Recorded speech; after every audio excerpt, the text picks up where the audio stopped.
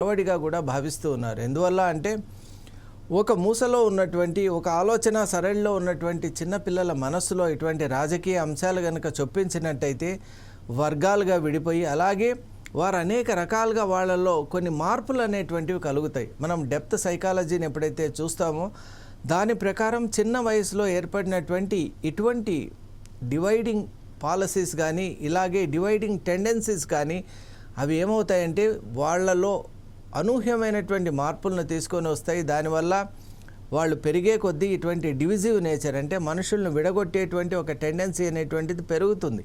మరి దానికి మనం ఇక్కడ ఆద్యులుగా ఉండటం ఎంతవరకు సబబు? ముఖ్యంగా వేరే రంగాల్లో ఇలాంటివి తప్పులు జరిగాయంటే మనం ఆలోచన చేయొచ్చు, కానీ ముఖ్యంగా విద్యాశాఖలో విద్యా సంబంధమైనటువంటి అంశాల్లో రాజకీయాలు ఇంత ప్రస్ఫుటంగా కనిపించడం మాత్రం ఎవరూ జీర్ణం చేసుకోలేకపోతున్నారు. ముఖ్యంగా తల్లిదండ్రులందరూ కూడా చాలా ఆగ్రహంతో ఉన్నారు. ఎందువల్ల అంటే, ఈ ప్రశ్న వెనుక ఉన్నటువంటి ఆంతర్యం ఏంటి? ఇది రాష్ట్ర ప్రభుత్వం కావాలనే ఒక కుట్రపూరితంగా చేస్తోందా, లేక విద్యాశాఖలో, ముఖ్యంగా విద్యాశాఖలో ఈ పేపర్ను సెట్ చేసినటువంటి వాళ్ళు దీన్ని పెద్దగా ఇది ఒక పెద్ద సీరియస్ ఆర్ గ్రేవ్ అఫెన్స్ అని తెలుసుకోలేకుండా వాళ్ళ యొక్క పేపర్ను సెట్ చేశారా, ఎంక్వైరీ అనేటువంటిది మొదలు పెడతారని అనుకుంటూ ఉన్నాను.